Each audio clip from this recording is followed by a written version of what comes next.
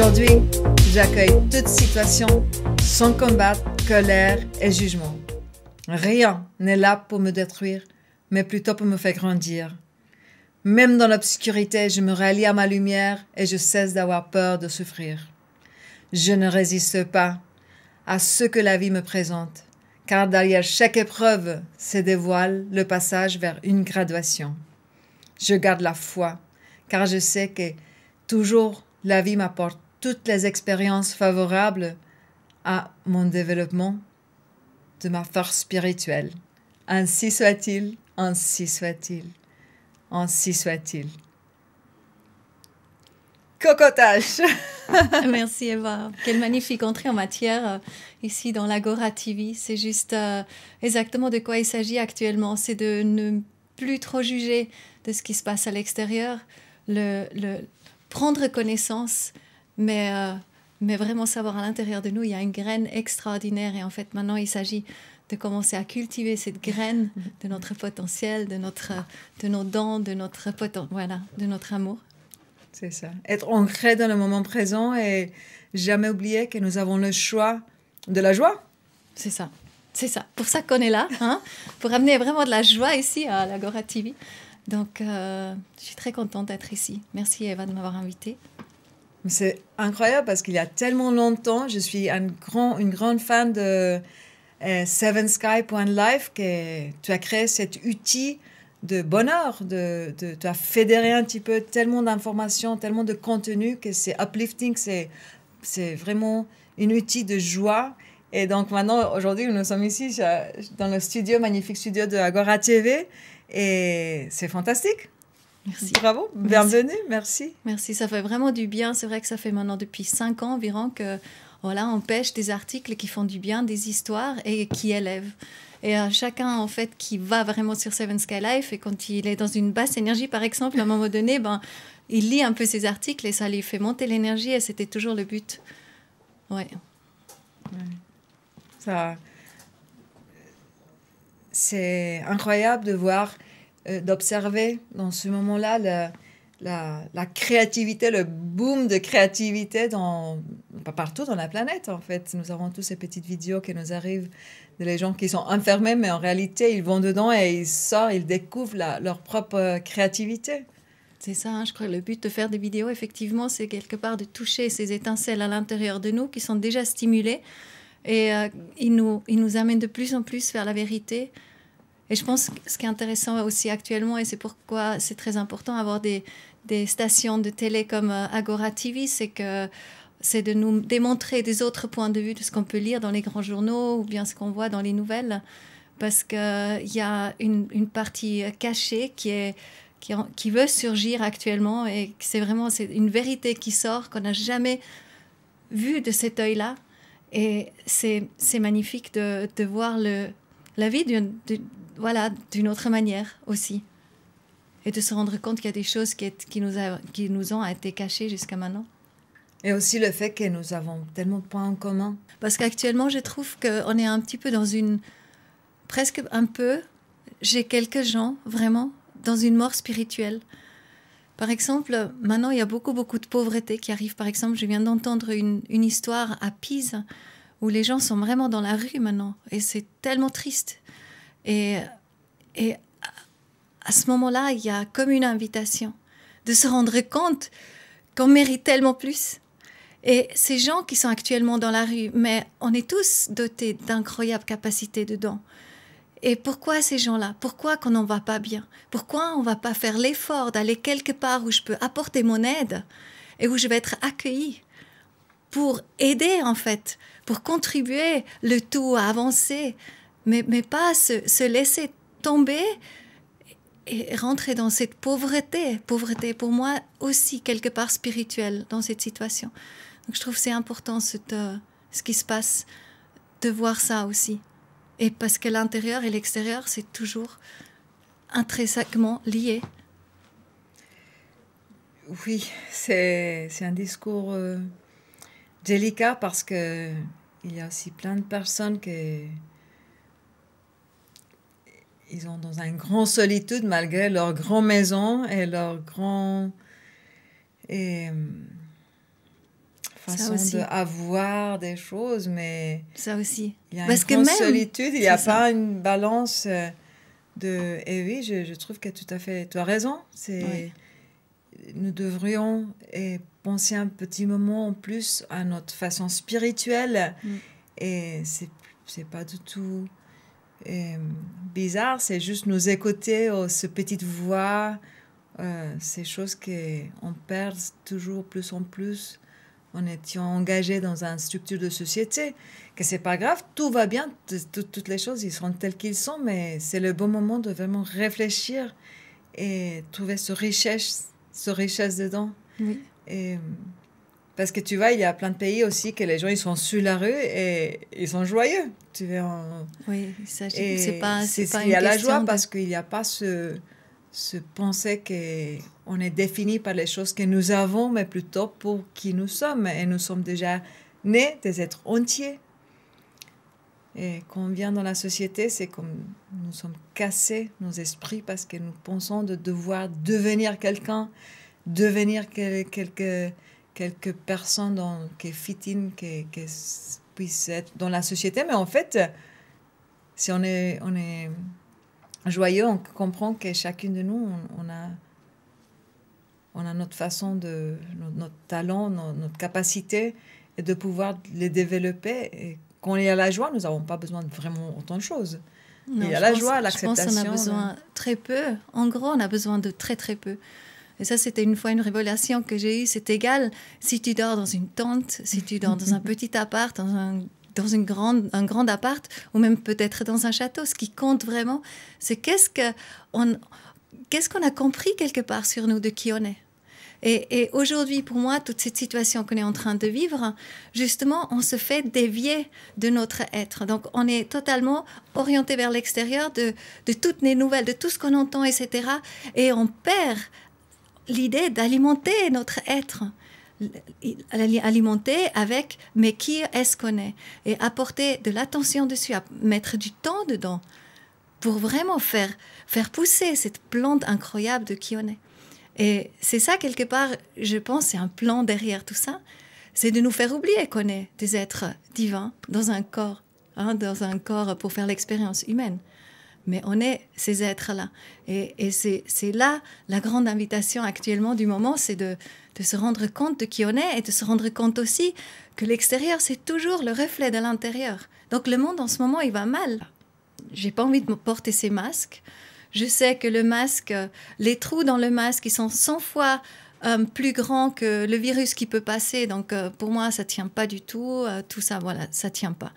Donc, en fait, moi, je m'aventure dans la Migros chez nous, là, à Romanel, sans masque. Et il y a un security qui m'a vraiment, dans le collimateur, et il m'a dit plusieurs fois, Madame, vous devez mettre le masque et tout. Puis moi, je ne mets pas le masque. Et un beau jour, j'arrive vraiment avec mon attestation de Heinz Rajain, justement, qui dit qu'on ne doit pas porter le masque. En fait, c'est même une interdiction quelque part. On n'a pas le droit. Donc, je viens avec ça, très sûre de moi et tout. Et du coup, il se pointe devant moi. Et là, il est vraiment pas content du tout. Je veux lui faire signer cette attestation. Et là, il est totalement pas d'accord. Donc, il rentre pas du tout en matière. Et il veut appeler la police. Et à ce moment-là, je prends vite... j'appelle un ami. Je lui dis, alors, je fais quoi maintenant?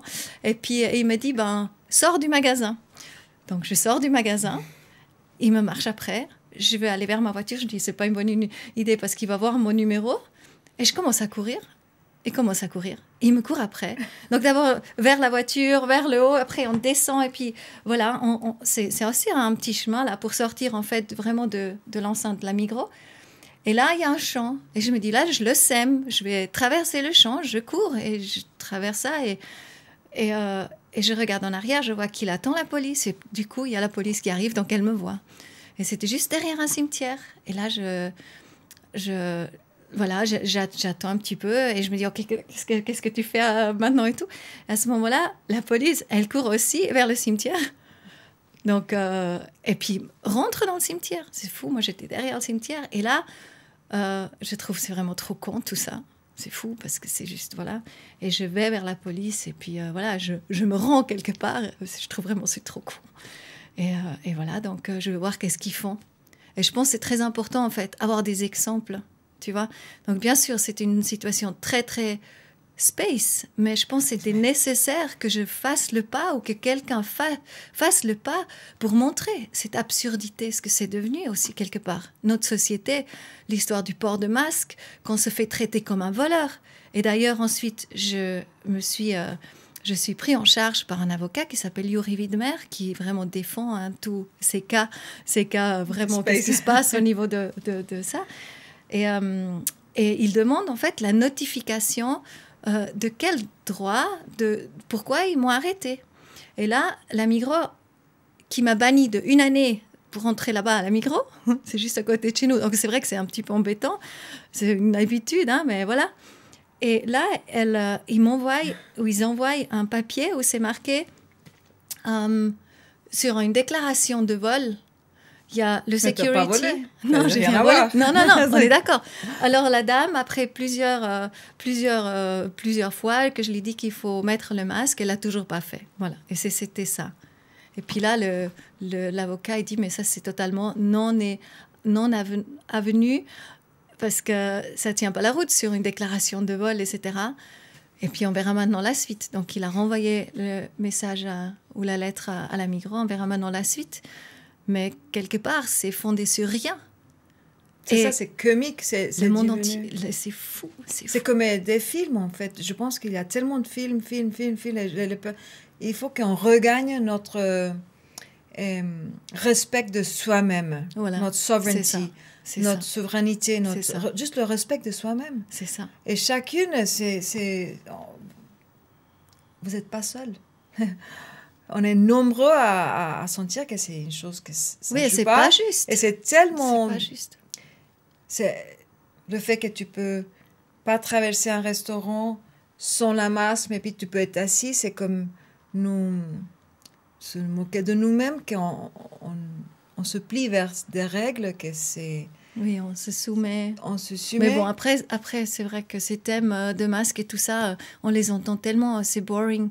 Ah oui, il y a des choses tellement plus intéressantes aussi à parler. Exactement, c'est pour ça qu'on a commencé pour le Seven Sky Life. Ouais. Parce que le fait, c'est qu'il y a la lumière. Il y a beaucoup de lumière. lumière. Nous vous invitons à tous à chercher la joie dans vous. Juste souriez, maintenant, juste comme ça. Et en fait, on arrive même à arnaquer le cerveau, que si on sourit, on peut persuader qu'on est heureux, et on est heureux. Il y a la situation, oui, c'est... le heureux, il est dans l'état présent. Exact. De se rendre compte, je suis en train de respirer, inspire, expire, déjà ça, rentrer dans la pleine conscience. Donc en fait, il y a plein de choses à faire que quand on se sent trop perturbé par rapport à ce qui se passe à l'extérieur, on peut vraiment revenir dans notre centre. Et par exemple, la pleine conscience, on peut mettre notre conscience par exemple sur les paumes des mains et sentir un picotement. Et là, du coup, c'est cette énergie de vie et c'est cette énergie de guérison qui passe à travers. Et là, il y a une histoire, par exemple, avec une amie qui s'appelle Hélène, qui travaille avec des chimpanzés. Et elle s'est toujours fait extrêmement chicaner, en fait, avec les chimpanzés quand sa conscience, elle était ailleurs. Donc, si elle a pensé à autre chose, ils sont venus, ils voulaient lui descendre les pantalons, ils ont arraché le t-shirt et tout. Mais du moment qu'elle a amené son attitude et sa présence vraiment sur le regard du chimpanzé, qu'elle a regardé ses poils, qu'elle a regardé ses rides, qu'elle a regardé vraiment les formes du visage, etc., ils ont tout de suite arrêté. Donc les animaux, ils sont dans cette conscience-là, ils sont dans cette conscience de ici et maintenant. Nous, en général, c'est un torrent à chaque fois de pensées, ce qui tombe sur nous, et on se laisse avoir. Mais la grande invitation du moment, c'est vraiment de venir dans l'instant présent. Maintenant, même le corona, même les masques, on s'en fout royalement. Exact. Nous, on est en train ici, on est à l'Agora TV, on est content d'être ici, on respire très bien, on va très bien. Il n'y a rien qui nous manque. Et égal qui regarde maintenant cette émission, c'est la même chose. Où on est, on va très très bien. C'est ça, à vraiment se rendre compte et à faire une distance avec ce qu'on pourrait croire et puis laisser. Donc, il y a aussi l'idée, par exemple, tu vois, quand t'as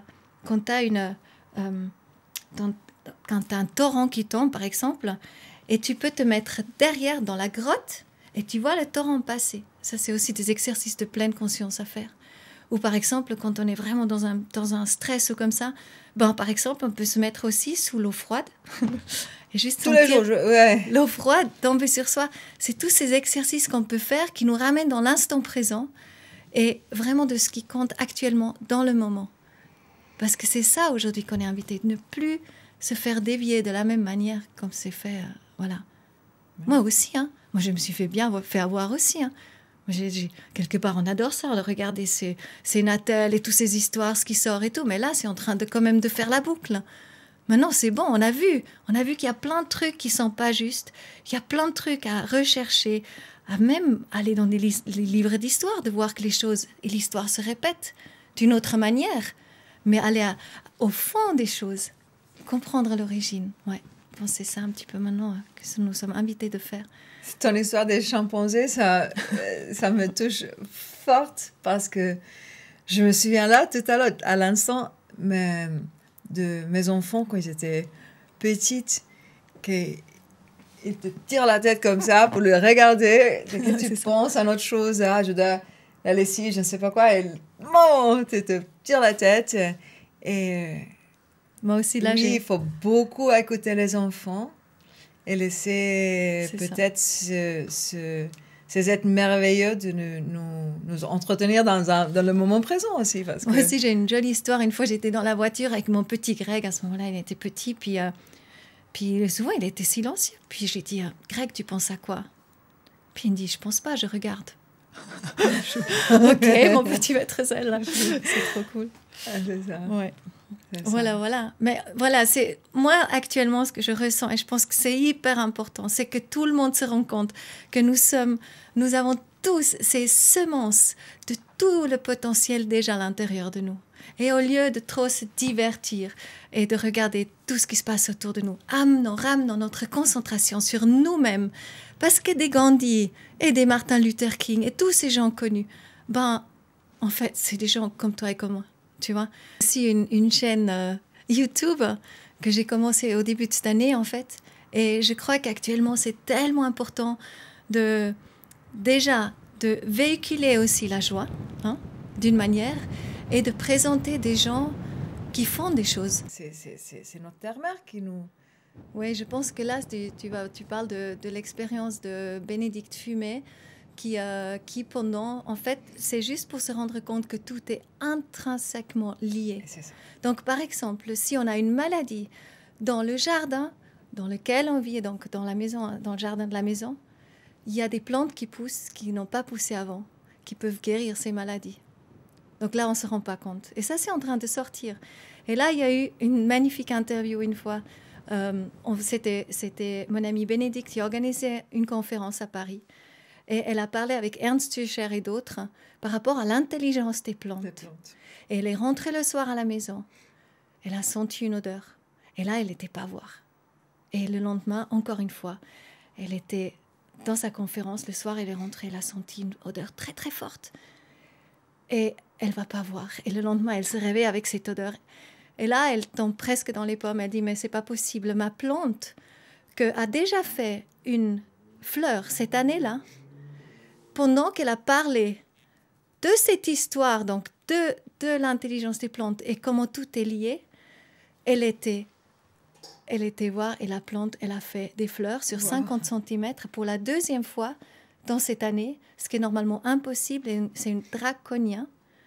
Donc, il y a une histoire encore incroyable derrière, parce que cette plante, pour la première fois, elle a commencé à faire des fleurs quand il y a eu le scientifique qui a découvert que les plantes ont une intelligence, quand elle a dit elle va traduire le livre de lui, que je ne me rappelle juste pas le nom en ce moment. Et dans cette année-là, elle a fait pour la première fois une fleur. Ouais, c'est magnifique. Donc, tout est lié. C'est tout comme des fleurs qui se poussent partout, parce que toutes ces informations, maintenant, nous avons la capacité de lire, d'écouter, de s'approcher à la nature et avoir, par exemple, même les choses que je mange avec les enfants. Dire, OK, on va voir les bénéfices de brocoli, les bénéfices de... Et normalement, c'est les plantes décoratives sous l'assiette que les gens ils renvoient. Mais c'est ça, la pharmacie de la terre-mère. Oui. Et maintenant, pour moi, c'est une époque merveilleuse. Les choses, c'est comme un monde qui meurt et puis un autre Voilà, c'est ça. qui pousse, mais avec une force énorme parce que il y a tellement de potentiel, synchronicité, de moments spéciaux. Si on est vraiment conscience de ça, et on demande aussi à juste tous les matières, tout nous sommes entourés, c'est toutes des vibrations, des champs vibratoires, etc. C'est pas compliqué, c'est juste, comme on a disait tout à l'heure, regarde les enfants et puis ils sont avec 2 bâtons dans la terre, ils sont super joyeux, c'est ça. Et quand on rentre dans ce chemin, toutes les choses que nous avons besoin, il arrive, ou juste de regarder si vous êtes là avec quelqu'un, souriez, embrassez-vous, et ben oui, hug, de se faire des câlins, même chaque personne qui passe par la rue, j'ai l'habitude de bonjour, et maintenant, tu vois que ça change, on est juste dans la joie, et voilà, c'est la naissance pour moi vraiment d'une nouvelle humanité, je crois, d'un nouveau monde actuellement, et c'est à chacun de le rêver et le mettre en pratique, et c'est maintenant. Merci Eva et merci Agathe. Merci. L'invitation. Cocotage, on t'aime tellement. Il y a longtemps que tu fais des choses